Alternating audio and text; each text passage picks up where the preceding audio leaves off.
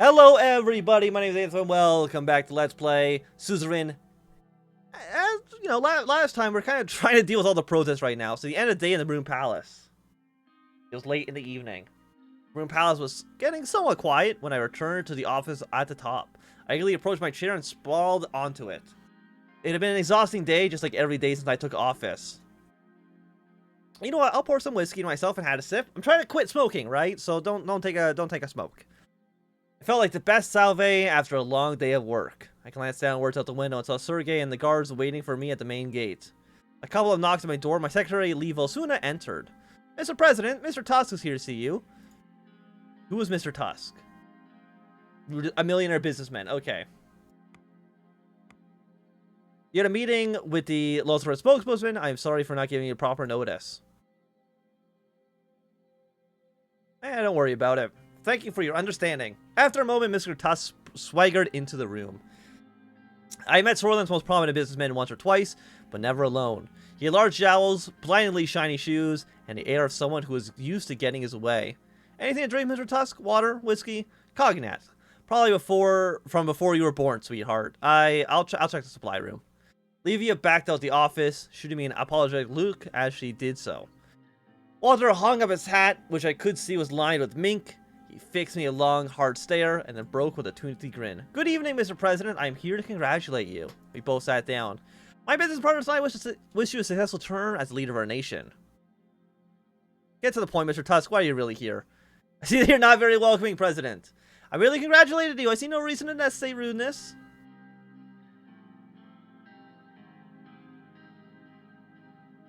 Forgive me, I didn't mean to be rude. It's been a long day. No need to ask for forgiveness. You are the president after all. May I continue? Please. I have to build a profitable relationship between us. That being said, there are some concerns of mine and the people I represent, which I would like to take this opportunity to clear up. And what are these concerns? The ruined state of the economy in Sordland has influenced everybody, and the recession has hit us hard. Walter pulled out a box of cigars from his pocket. I had these brought from Lesbia, the best cigars in the whole continent. Would you like to try one?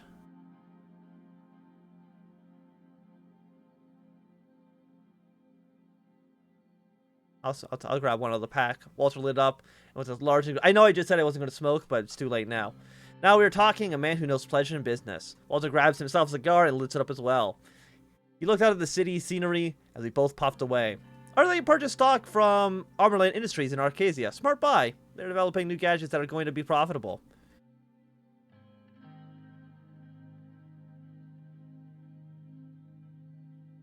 With risk comes reward, and I expect good return on my investment.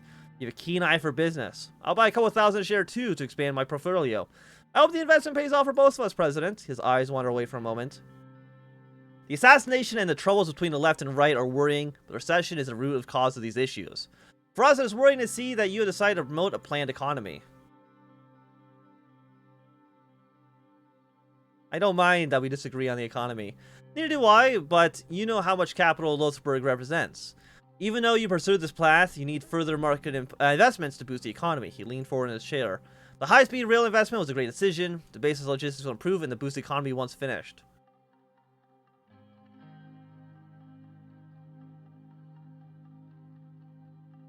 The intention of this administration is to boost the economy overall. It's the right intentions for sure. We can be close allies. The group, Lothsburg group founded by Noel Tusk. You're Noel Tusk. No, you're Walter Tusk. Probably your dad then. Oh, it says right there, the grandson. Officially, Lothsburg has no clear structure of leadership, but the spokesman is considered to be de facto leader of the group. The group convenes every 3 months at Hotel Berg in the village of Lothar. Okay. The group can help you get Sordland out of the recession, which will be a key problem to solve in your term and could even determine your re-election. Let's start with a gesture of goodwill. Soon the investment project contract will be awarded to one of the 3 main contenders. He pulled out a check out of his towards the table. My personal bank details were listed on it with a deposit of 500,000 Swordish Ren ready to be transferred. This was 6 months of a president's salary. If the contract was somehow awarded to Underhall Construction, they would not only work hard, but also do it on time. But is owned by the mayor of Conrad, Chris Garr. Recently, the company sold half its shares to Walter Tusk, spokesman of the Lothar Group. What do you think, Mr. Rayne? Wouldn't that be good? He put his index finger on the check. There was a noise at the door. Livia Suno was standing there holding a tray with a bottle and 2 glasses. I'm sorry, Mr. Tusk. The best I can find was a 1942 70. I hope that's acceptable. She quickly put the tray on the desk and walked out. Tusk eyed her as she left. Mind me to visit your office more often now. Now, where were we? Do we have a deal? I can take the bribe. No, I'll make my own decision. Walter sighed and pulled the check away, putting it in his pocket.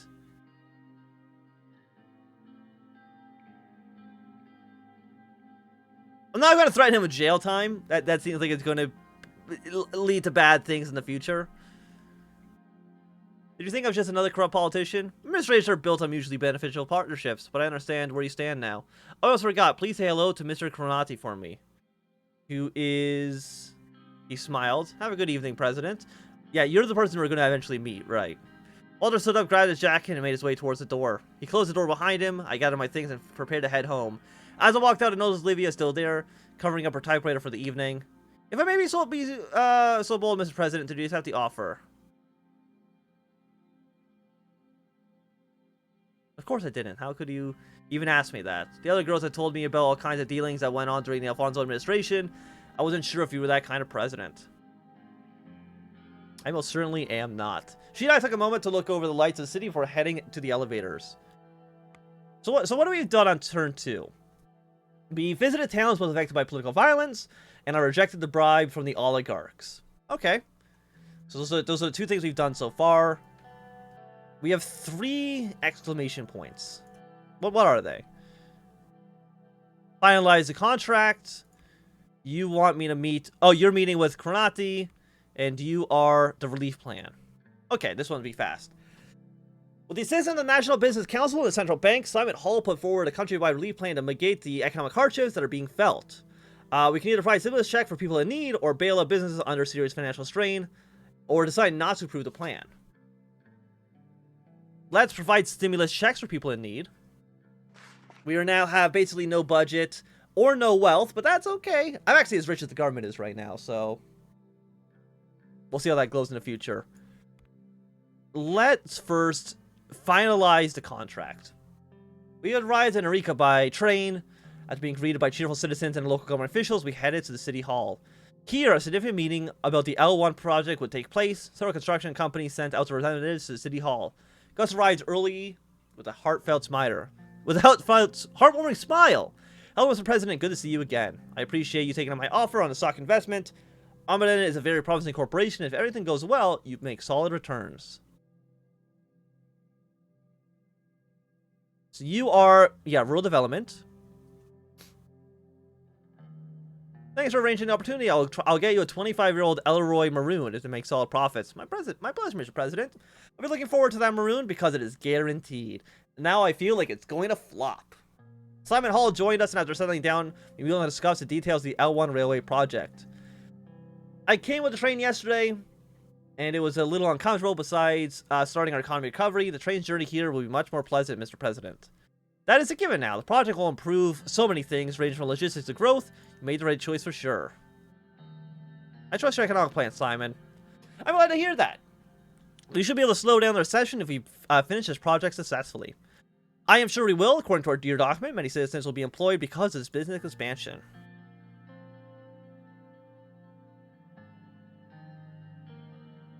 Do you need additional support? Not as of right now. However, things may come up if the project doesn't go according to plan. And I agree with Simon. Additional financial and political support might be necessary if certain parties or issues block us. Simon searched for the documents he was holding and found one that he was looking for. I have the overview of the companies here. Simon handed the files over to me. I'll look at the files. I looked at the file. The corporations were listed: the Sordland State Corporation, Underhall Construction, and Taurus Holding. I reviewed the list of corporations. I also wrote down some notes and ideas. Let's start with the Sordland State Corporation. The respected Sordland State Corporation, also known as the SSC, was founded in 1891. It is the main state corporation tasked with the running of the day-to-day construction services in our country. The SSC is the primary reason why our infrastructure is outdated as is. We need more adaptive construction companies. It would fulfill your initial election promise of using state-dominated planned economy to improve the bleak recession situation. They have experience, knowledge, and manpower for the project this size. I'm not sure about their efficiency, though. There's also the fact that construction times are long, which are caused by outdated methods. The experience they bring to the table is beneficial. I don't share I don't share a great admiration for the SSC. Their track record clearly shows completed contracts with 1,000 employees who have experience. According to the preliminary calculation of the SSC, they would need more resources to finish the project of this size. I'm on the fence about them. Let's go to Underhall Construction. The real estate and construction giant founded in 1925. They used expansion during the they expanded during the economic booms in the 1930s. Picking this corporation to go against our planned economy policy. The CEO of Underhall is Chris Shire, the mayor of Contract. He sold half his shares a few years ago, but seemingly very eager on the L1 bid. I had a chance to work with Underhall Construction for Halsford. They took several contracts in Central Station renovation and excelled at it. I'd like to hear your thoughts, Simon. And then they've been doing relatively well in the private sector. They are dominating construction industry with successful projects. Nonetheless, they've treated their workers below our working standards during the Halsford Central Station contract, which is troubling. Working conditions must be respected. This doesn't inspire confidence. Yes, but some workers were Angolan or Wesnick, thus not under Sordland's labor laws under the Immigration Act. Having worked on the renovation project, I can say that the working conditions were not bad. Extra effort was needed to finish on time, which they did, and that is all. Underhall has suspiciously mentioned their solid track record and highlighted that the cost of the project would be more than expected for a project of this scale, but finished on time. Okay, what about Tourist Holding? Tourist Holding was founded in 1948 and is owned by entrepreneur Gerrit Faust. It is a new holding company whose subsidiaries are cutting-edge technology from Arcasia to reduce construction costs and prices. They are known to provide for the workers who are part of the labor union of Sordland. They are very interesting corporation, especially because of their innovation construction methods, but they aren't suitable for a large project like these. Why shouldn't we go with them? To be frank, this is a large mega project they worked on. I don't remember. Gus shook his head. Traditionalist corporation is too risky for a project like this if things go wrong.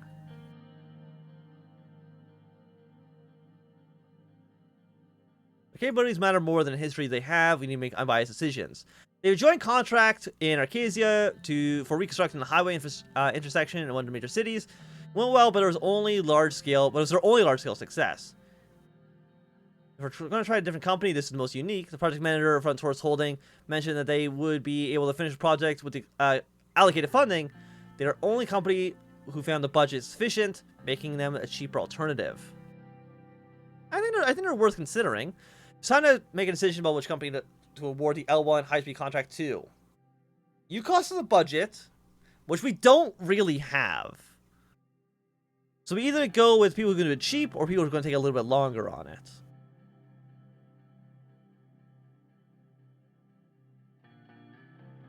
Let's go with the SSC.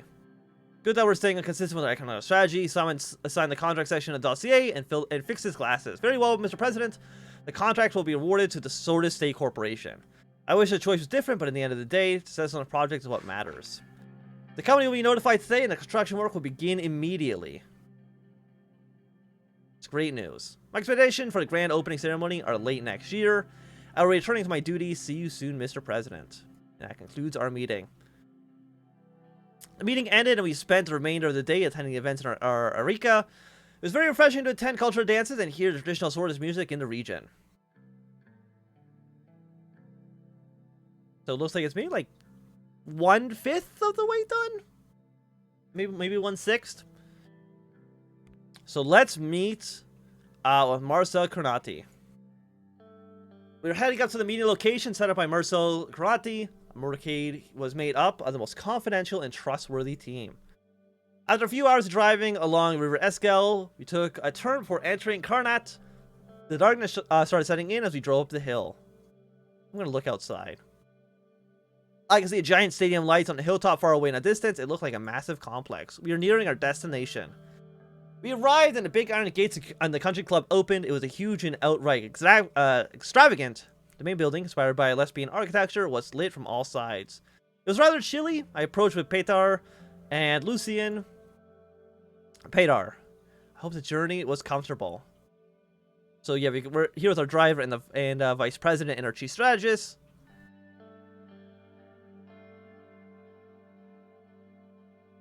I mean,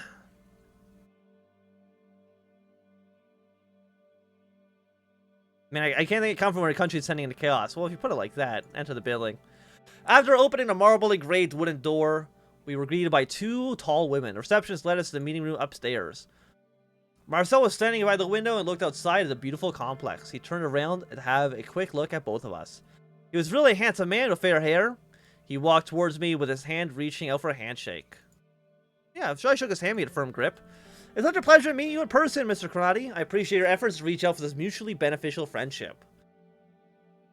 Thanks for hosting us. I admire your father very much. May he rest in peace. Welcome. Your kind words have touched me. Vice President. He's indeed a great man. Please accept our condolences. We are saddened. He may have been very happy to hear this from you, Mr. President. It's time we look forward to talk about a bright future. Yes, there is much to discuss.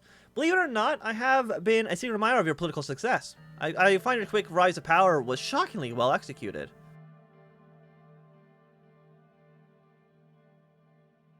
Thank you.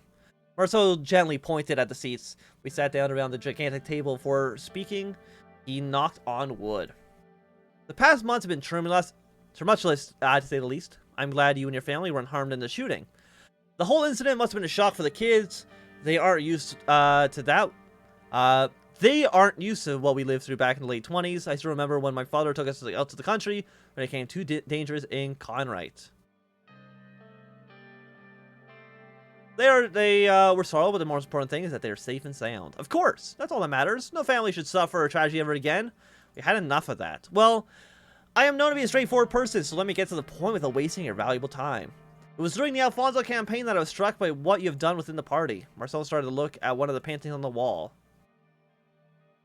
Marcel is, the CEO. I'm going to look at the painting. The famed piece was depicting a giant sleeping beneath the village. The trees, rivers, and hills were all part of the giant's body.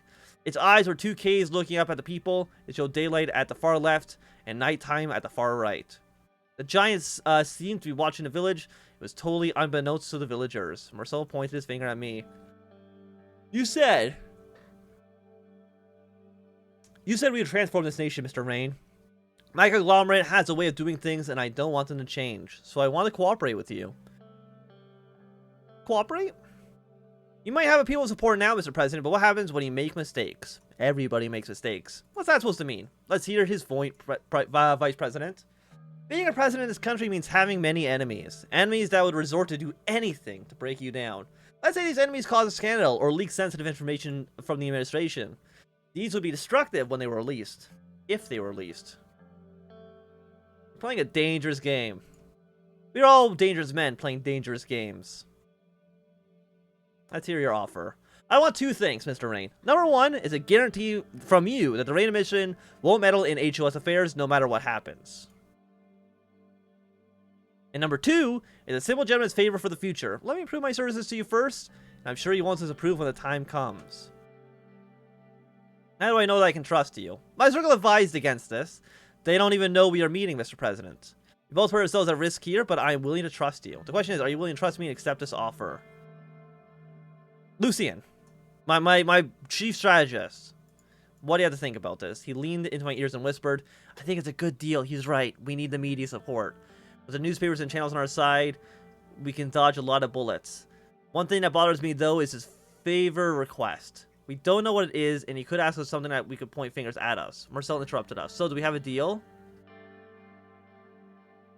We have a deal. I'm happy to hear that. You can contact me personally through this number, and as soon as you know what the story against you will break, please call me, and it'll be taken care of.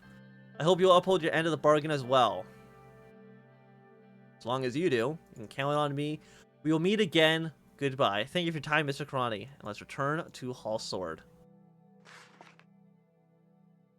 Well, we do have a situation in Deer, which I think is the funeral, right? Yeah, the funeral of Bernard. I will attend the funeral. And I'm assuming local police working, illegal firearms. We already read that. Local police working with the nationalist. And let's go to the funeral of Bernard Circus. Dark clouds were looming over the air. They looked daunting as our convoy started approaching a century-old cemetery. It looked like it was going to rain, certainly fitting weather for a funeral. As expected, Bernard Circus passing maintained its media attraction, and all Sordland was paying attention to the ceremony, especially to what I would say in the speech today. Sir, we've arrived. Raindrops were raining down in the car window when Sergei opened the door and held an umbrella over my head. As soon as I got out, flashes where the cameras blinded me. It's okay, Sergei. I will hold my own umbrella, as you wish, sir. He handed me the umbrella and started waiting next to the car with his own. Peter and Carl exited from their own cars in the convoy, and they made their way over towards me. Anton, Mr. President. I just want to inform you that the perimeter is clear and secured completely. There's no one getting in or out without our knowledge. Good work, thank you, Carl. Carl bowed his head with respect. Good, if anything happens to Anton, you'll have to answer to the First Lady. And trust me, Carl, you don't want that. Peter allowed a laugh, which drew some attention from breathing attendees.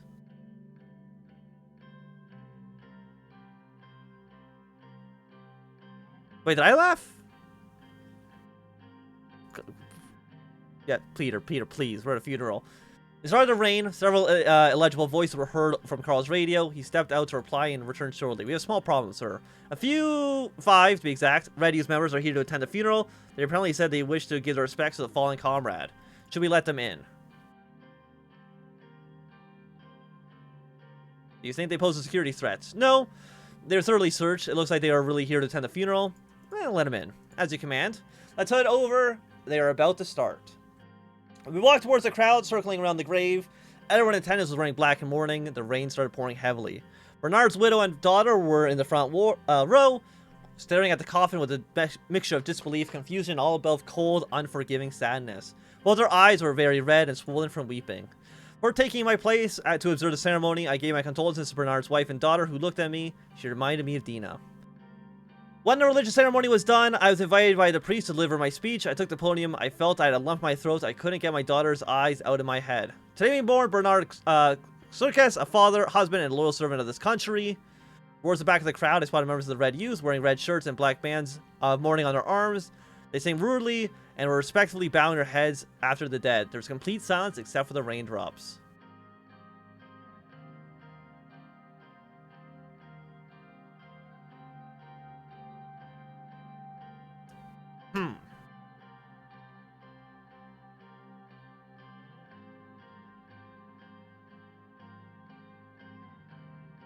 You know what? He was a true comrade, and he fought for what he believes in, his ideal vision of Sordland, of his life. We must learn from him. Dreams to unite Sordland.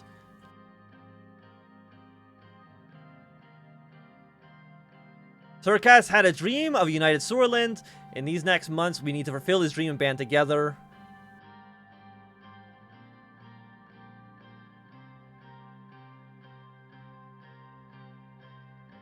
But hatred begets hatred. There's only one way to overcome this vicious cycle. We must unite against the evils of the world. I will now like to recite one of the poems he left us. Oh. What?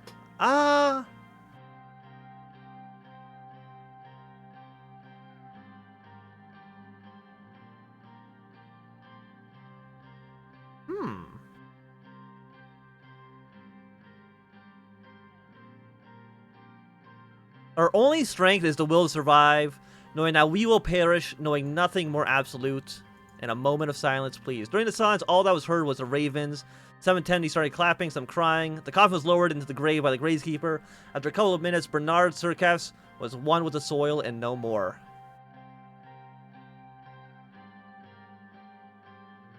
As we bid farewell to Bernard, I want to close with the words every sword lives by, Amorga West Corps. Everyone replied, Victor and Decida. Victory is close. With applause, I stepped down from the podium. It was time to leave. Widow thanked me with a soft and defeated voice as we dispersed. On my way back to the car, I still couldn't get the eyes of Bernard's daughter. Not for faltering voice of his wife out of my head. Would Dina, Monica, and Frank look the same way if something happened to me? Peter pat my shoulders. That was a good speech. I sense only respect from his voice. Thank you, I mean it. I know you do. Come on, it's time to go. We've got work to do. He was right. We had work to do. So much work to do. I realized the rain stopped and I looked up. The black clouds slowly dispersed and sunbeams enlightened our surroundings. As someone once said, even the darkest night will end and the sun will rise. Hope was still on the horizon. And that feels like that's... Okay, no, there's still more that has to be done. But for now, this is going to be a good time for us to end this episode. So thanks very much for watching, my name is Anthnwam. If you enjoyed, run thumbs up. Not enjoy, you can always thumb down. If you want to see more, subscribe, and goodbye.